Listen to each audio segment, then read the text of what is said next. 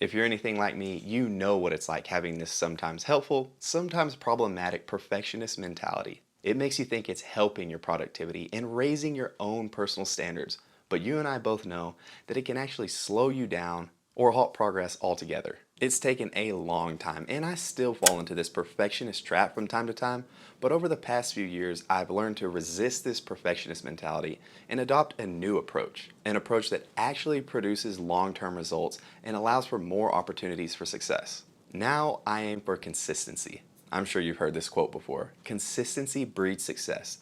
And a lot of times when we see people experiencing success, we oftentimes think, how did they develop that insane work ethic, talent, ability, and discipline? The thing is, most people that you see just absolutely crushing whatever it is that they do, they probably sucked at one point. They were probably pretty close to awful when they first started out. And over time, they developed some tips and tricks and completely immersed themselves in consistently learning about the craft, art, or skill that they've developed. Obviously, success requires some talent and abilities. But what's ironic is that you don't need any talent, skills, or abilities to develop the precursor to success: consistency.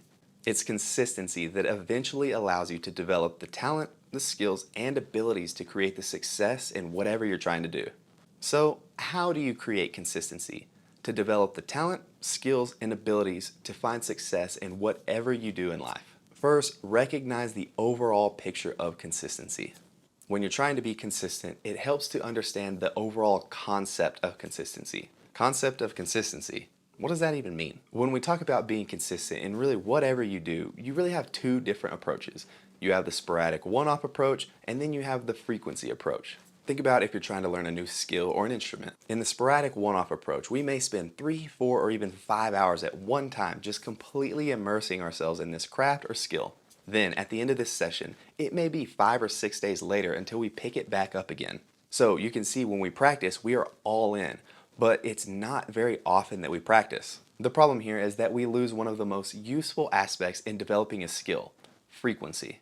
With this frequency approach, we continuously expose ourselves to this challenge of learning this new skill or craft. When we see it so often, it stays fresh in our mind. Over time, the frequency approach creates consistency, and you can see here that the more frequently you're in front of something that you're trying to learn, the higher your probability of learning that. Next time you're unmotivated or you'd rather be doing anything else, just think of this concept of consistency and what showing up every day does over time. It'll help you start to see the value in the little things and in the process. And that consistency will build your overall product over time. The next aspect for being consistent in anything you do in life is break down the end goal. We now know that small things add up over time, but more importantly, consistently doing the small things that are in alignment with your goal add up over time. Say you have an end goal of losing weight, but keep in mind that this process works for really any end goal. Losing weight is just an easy example we can talk about. First, we know that it doesn't happen overnight, and a lot of times people get very bogged down to the point that they just don't even start because it's so mentally defeating to think about this long-term commitment. Luckily though, we have this picture in our mind of what we want to look like as far as losing weight. This general picture in our mind helps us identify what we're trying to get to. So now taking that image, we have to break down this end goal. We break down the lifestyle of what it actually takes to achieve that. Taking the losing weight example, it requires us to rethink our activity level, our eating habits, our responses to stressful situations. By taking those answers, we can develop this structured plan that we can implement every single day to build consistency and ultimately produce the results that we want. Our consistency in losing weight is going to show up in the form of showing up every single day for exercise, following a nutrition plan, and being aware of our habits when we get stressed out. I just want to mention a quick note here and just a reminder that every single thing that you do that you're trying to be consistent in, it first has to be reinforced with habits. So breaking down the end goal is the first step, but the consistency comes from actually implementing the structured plan that you develop to keep you in alignment with your end goal. Now the next way to be consistent in whatever you do in life is to narrow your focus to manage your energy levels. Consistency requires a few things like staying true to your commitments, placing a high value on your word, but most importantly, it requires energy. And just like with all things that we pursue, if you spread yourself thin and you have no energy to do the thing that you're trying to be consistent in, we find ourselves with little to no progress. Imagine your energy levels are like a battery, and you start out fully charged on a good day. Throughout your day, your battery level slowly drains by giving energy to this area of your life and to that area of your life. And some things take more energy from you than others. Now, when building consistency in our life toward a specific area, the energy that you have to put toward that area is going to determine your quality of effort that goes into your consistency. You may have some questions about what I mean from that, so let me explain just a bit. Say your goal is to learn a new language. We've established this concept of consistency in showing up every single day over time. We know that the more often you show up increases your probability for success. But the problem is you show up every single day. You really are consistent. You do what you say you're going to do. But in reality, you have little to no energy.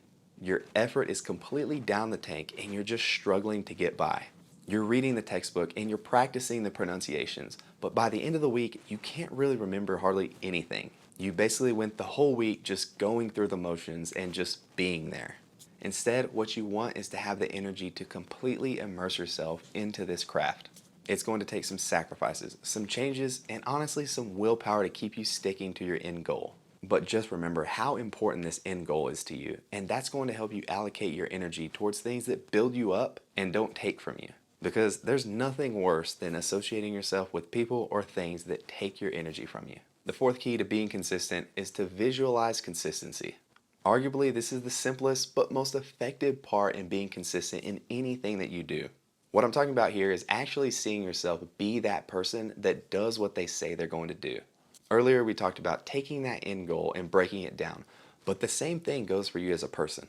Taking the time to visualize yourself as this person, but also recognizing the need to reverse engineer how to become this person. In other words, what do the habits look like of this consistent person?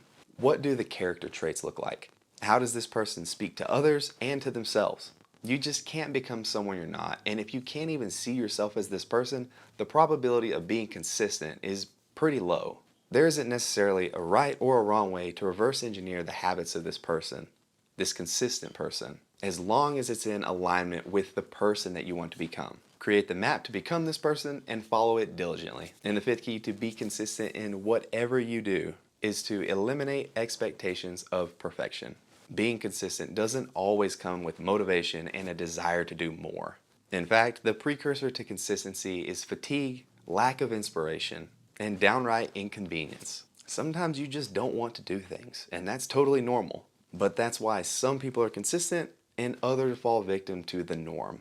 They fall victim to their emotions at that moment in time. Oftentimes people fail to be consistent because they have feelings of doubt, fatigue, and lacking inspiration, so they feel that the environment is not perfect, they should just quit. They feel like these people that are so consistent always have this great headspace and they're always so positive, but that's just not the truth. Like I mentioned earlier, consistency is not the norm. So don't be surprised if you find yourself in these situations where you just don't have any motivation and you don't want to do that extra thing or go that extra mile to do those things that you said you're going to do. When you decide to let go of that perfectionist mentality, that's when you're going to see the real results of consistency. I hope you like this one on how to be consistent in life and really anything that you do. Drop a comment below and let me know what you're trying to be consistent in. Whether it's something new, implementing a new habit, or learning a new skill, I'm excited to hear about it. Now, if you enjoyed the video, go ahead and light up that like button. And if you haven't subscribed yet, come on, go ahead and subscribe, and I'll bring you all the content on building a high-performance mindset and lifestyle development. Thanks for watching.